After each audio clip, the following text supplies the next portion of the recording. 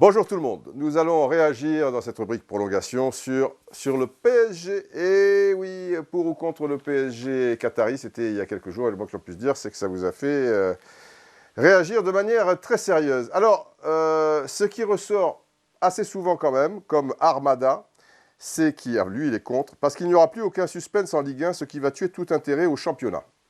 Ça vous inquiète. Et c'est pas faux, c'est sûr que si le PSG gagne toujours avec 10 buts d'écart, bon, il y a un mec qui tape sur le marteau depuis plusieurs jours, donc ça va peut-être durer plusieurs jours, mais enfin bon, il fait sa vie, hein, après tout. C'est vrai, c'est le risque. Encore que, je vous avais dit, quand Lyon a été 7 fois champion d'affilée championnat, bon, bah, ça a dérangé personne, voilà quoi. Et ils avaient aussi des gros moyens, alors pas les moyens qataris, mais pour l'époque, je veux dire, ils faisaient aussi la différence financièrement, en pouvant acheter des joueurs, 10 millions d'euros là, 15 millions d'euros là, etc. Après, il y avait du talent, du savoir-faire et beaucoup de mérite, c'est clair. Que le PSG soit 7 fois champion d'affilée, écoutez, je vous donne rendez-vous aujourd'hui. Il faudrait déjà qu'il soit champion là. Bon, bien parti pour. Faut le reconnaître. Mais on en reparle pour les 6 autres championnats. D'accord? Si on est encore là, encore vivant, encore à parler un petit peu machin, si la chance nous sourit. Toucher du bois, moi, il y a du bois là, il y a du bois là, il y a du bois là, il y a du bois là. Hop, hop. Eh ben, on en reparle. À voir. La lucarne. Sérieux, vous pouvez pas faire un truc pour le fond vert. Ah, le fond vert, il est terrible ce fond vert. Pour l'instant, non, ils disent ah bah tiens, on va faire un petit décor, tiens, on va mettre un grand truc noir, tiens, machin, et pour l'instant, il est vert. Allez, il est vert, hein? Qui c'est le plus fort, évidemment, c'est vert. Qu'est-ce que c'est? L'amour est le grand point, qu'importe la maîtresse, qu'importe le flacon pourvu qu'on ait l'ivresse. Voilà, c'est que le truc vert, c'est pas important. L'important, c'est que voilà, on discute, on est d'accord, on n'est pas d'accord, on est machin, les trucs. Et c'est vrai que bon, si c'est un peu plus. Bon, là, le fond, il est blanc. Pas terrible non plus, hein, enfin bon. Bref. Bref. Alors, Louis, 7500. Je ne vois pas trop comment on pourrait être contre l'investissement des Qataris au PSG, sachant que c'est tout le championnat français qui va en bénéficier. Certes, Paris va prendre une dimension assez importante trop vite par rapport aux poursuivants, mais les autres clubs comme Marseille, Lille, Lyon et j'en passe vont bénéficier d'une plus large ouverture et on pourra voir de plus grands noms dans notre championnat. Cela ne concerne pas que le PSG, pas que le PSG même, c'est la France, toute la France qui en bénéficie et qui va en bénéficier, voilà. C'est pas faux, quoi. C'est vrai que notre championnat, on a coutume de dire, bon, putain, là tu retombes en Ligue 1, tu viens de te taper un match anglais, là, ou un espagnol, et là tu retombes à la Ligue 1.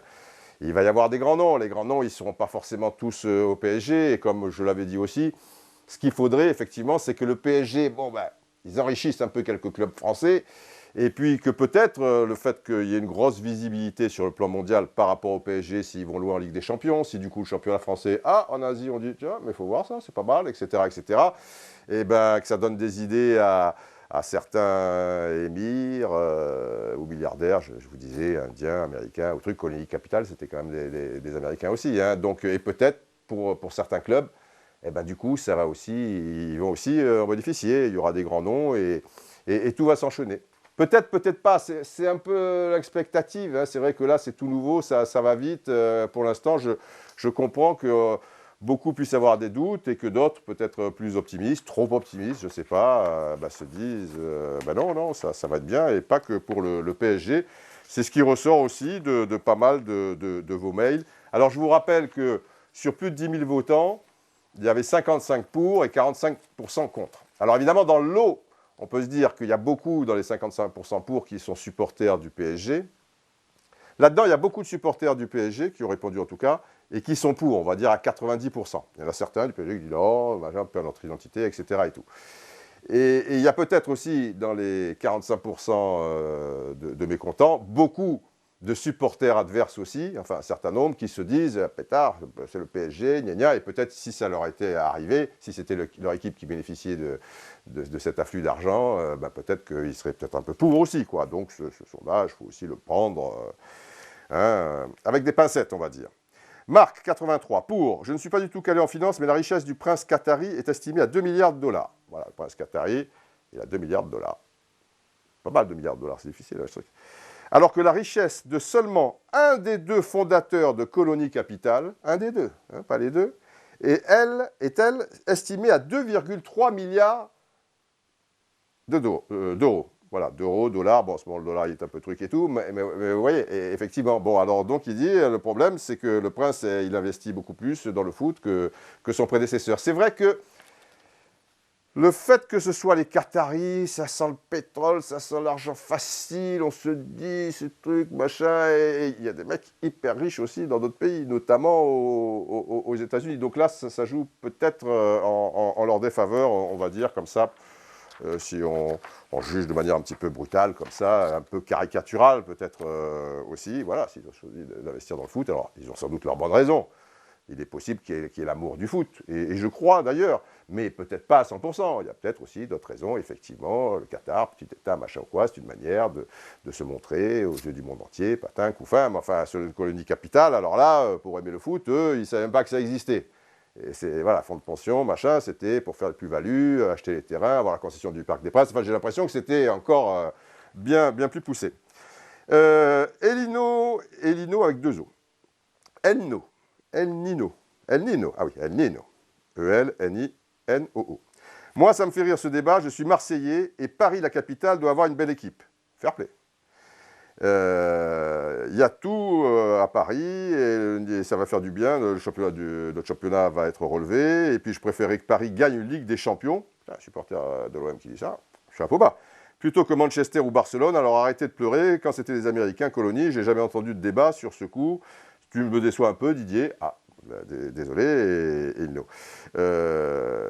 Donc, à ce débat, voilà. Bon, c'est vrai que, bon, pour ou contre colonie capitale, les mecs, c'est-à-dire, ils investissaient tellement peu et ça semblait tellement rien changer non plus que, à la limite, la question ne se posait pas, quoi. C'était un peu encéphalogramme plat. Enfin, c'est aussi ma pensée. Alors que là, j'ai le sentiment quand même que Qatari et tout ce qui arrive, Pato arrive, Beckham, non, ils ont peut-être au centre de France, ah, BBB. Enfin, je veux dire que ça bouscule un petit peu les trucs et je voulais savoir un petit peu pour et contre. Et c'est le blog que j'ai fait, ou le post, parce qu'il paraît qu'on dit le post, c'est tiré du jeu, on me dit non, tu as un blog et tu fais des posts.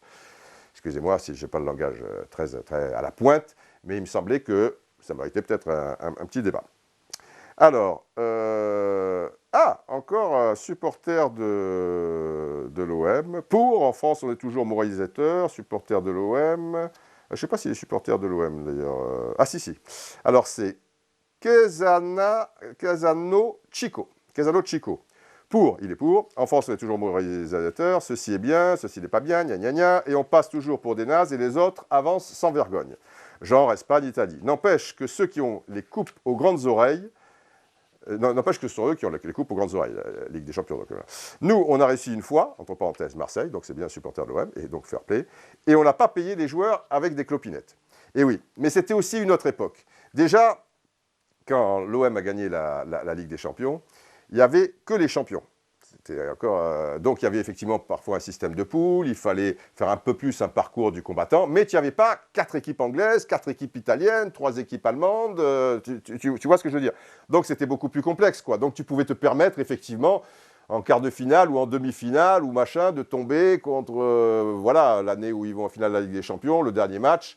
Mais c'était un match de poule, un match nul était suffisant, bon ils ont gagné, mais c'était contre Bruges, tu vois, Bruges c'est pas l'Inter de Milan ou des choses comme ça, je ne veux pas non plus dénigrer ou rabaisser la victoire de l'OM, mais c'était encore une époque où Alors des charges, il y avait effectivement, là il n'y avait pas eu l'arrêt Bosman, c'était 93, l'arrêt Bosman c'est 95, donc il y avait quand même 8 joueurs français et 3 étrangers, Abedi Pelé, Waddle, machin, pour la deuxième c'était Boxish, voleur, Abedi Pelé, et puis pour la première, Moser, Waddle, et le troisième, c'était qui? Peut-être Abedi Pelé était déjà là, je ne sais plus. Donc, effectivement, là, le football a changé, et maintenant, c'est beaucoup plus complexe, quoi, et ça coûte beaucoup plus cher. Et voilà, quoi. Si effectivement, il n'y a pas un gars qui met beaucoup d'argent sur la table, la Ligue des Champions, on sait qu'on la gagnera jamais. Alors que là, ça ne veut pas dire qu'on va la gagner, mais on se dit que peut-être.